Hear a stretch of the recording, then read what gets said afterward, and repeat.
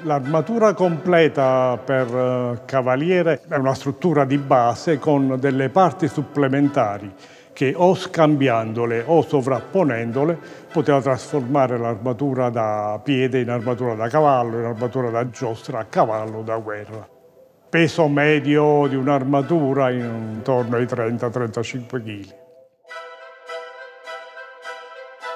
These armors were supposed to be a protection, and under the armors you would wear just normal fabric in the 16th century.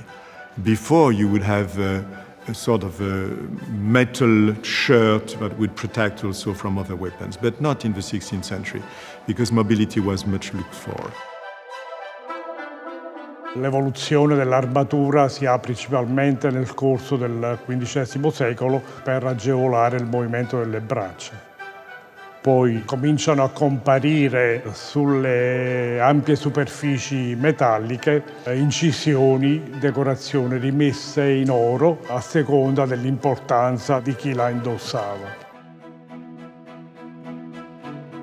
L'armatura a medaglioni realizzata per Alessandro Farnese.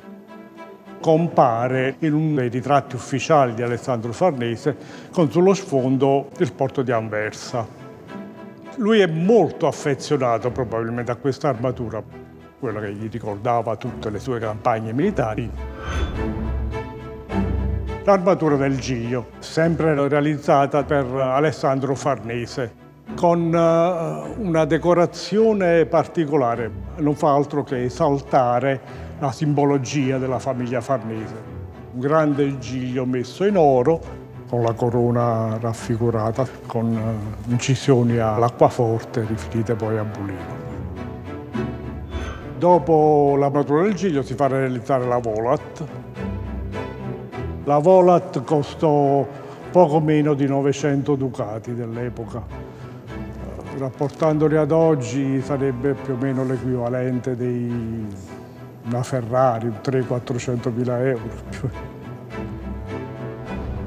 Comunque il rischio maggiore è sempre del cavallo.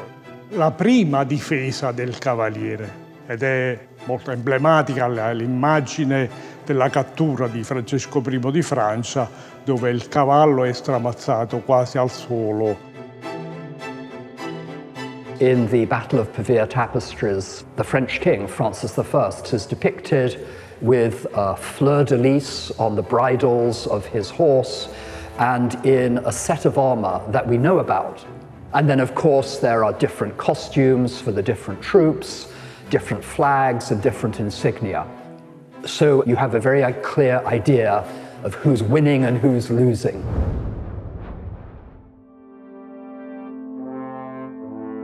The costumes, to our eyes, are extremely luxurious. Even if the shape of these costumes and the sophistication of these costumes is as they were. Because it's a royal commission or a commission for a king, the material of the tapestries has so much gold and silver. We see a lot of velvets, a lot of hats and feathers. Some of the important figures have a name. If you look to each of them, it's a portrait. They were famous enough not to be represented without a very careful likeness. A number of the individuals are named with inscriptions woven into the tapestry. Charles V, the Holy Roman Emperor, is not represented, but his generals are very clearly defined. The imperial army was led by Charles de Lannoy, the Viceroy of Naples, along with Charles, Duke of Bourbon. Riscontriamo due personaggi della famiglia d'Avalos estremamente interessanti. Ferrante, in realtà Fernando Francesco d'Avalos, e Alfonso III, che sono tra l'altro cugini. Il grande Ferrante viene descritto nell'arazzo in una posizione da grande condottiero. Si capisce anche dalla quantità di filati di oro e di argento che vengono utilizzati per descrivere la sua armatura e il suo abbigliamento.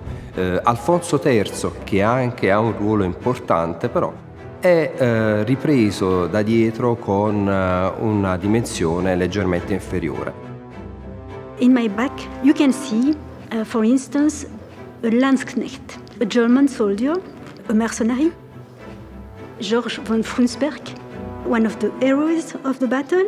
He was 53 at this time. He was the captain of the Landsknecht.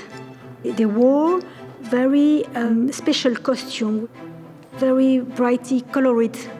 And it said that they sew their costume with the fabrics that they scavenged from the battlefield. The women in the tapestries are women that follow the armies. Some of them are very humble. Some of them are coming to see the battle because it's a show. And you can understand that from their costumes, from their attitudes. Certo, gli arazzi offrono tantissimi spunti di approfondimento, a cominciare per esempio dai bellissimi costumi. Mi piace molto l'idea che l'autore abbia voluto rappresentare anche le classi sociali, allora la popolana che scappa con il fiasco di vino e mentre la nobildonna che poi scappa ma comodamente a cavallo, è tutta agghindata. A lot of faces that you can see in the tapestries are truly Flemish figures that were not in Pavia.